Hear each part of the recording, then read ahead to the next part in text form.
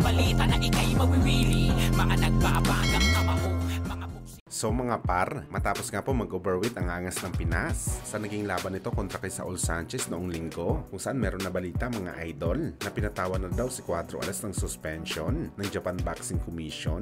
Ayon ito kay Edward Ligas mga idol na merong connection sa GBC. 6 months suspended daw mga idol si Casimero sa bansang Japan para lumaban. Ito dahil 2 beses daw ito nag-overweight sa araw ng wiin nila ni Sanchez na mahigit 1 libra. At halo-halo mga idol ang reaksyon ng mga boxing fans dito sa pagpataw ng suspension kay Cuatro Alas. Merong mga Pinoy boxing fans mga idol ang nagsasabi na sana hindi daw dapat masuspended si Casimero dahil sumunod naman daw siya sa rehydration clause na pinataw sa kanya ng kampo ni Sanchez at Japan Commission. Pero karamihan sa mga boxing fans mga idol, pabor talaga na masuspended si Casimero. May mali daw siya na ginawa sa weigh-in kaya dapat niya ito pagbayaran. Hindi daw isang street fighter si Cuatro Alas, kundi isa itong professional boxer. Kaya dapat ito sumunod sa weigh-in sa kanyang division na pinaglalabanan. Mas mabuti daw na suspende ang Pinoy 3 Division Champion para wag na daw nito ulitin ang ginawa nito na pag-overweight at sundin ang rules ng boxing sports pagdating sa timbang.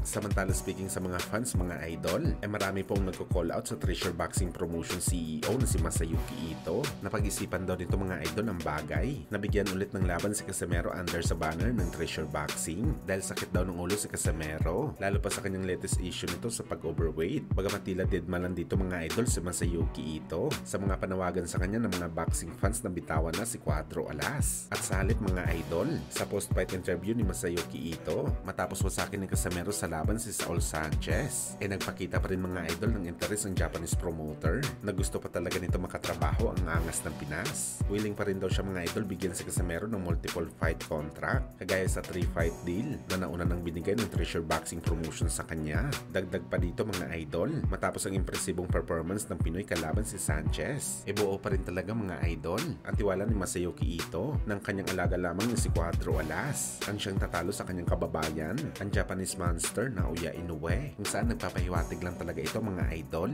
Napipilitin pa talaga ni Masayuki Ito na makuha ang laban kay Inoue para sa kanyang alaga na Pinoy.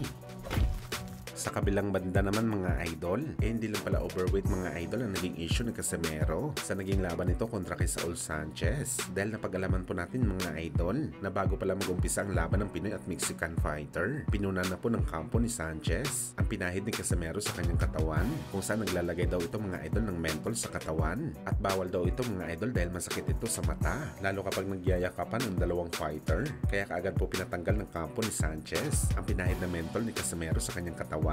Bawal daw ang mentol mga idol. Basilin lang daw talaga ang pwede ilagay sa katawan, kung saan ayon sa team Casimero mga idol, marami daw pa issue ang kampo ni Sanchez na kung ano-ano daw ang iniisip na bagay. Halatang kinakabahan daw sila sa bakbakan, kaya ganun na lang nila sirain ang focus ng angas ng Pinas sa laban. Pero hindi daw nila alam mga idol, lalo pa daw nila ginagalit si Casimero sa kanilang ginagawa. Well, nagalit talaga siguro mga idol si Cuatro Alas dahil tinapos kaagad nito ang laban sa loob lamang na mahigit 2 minuto.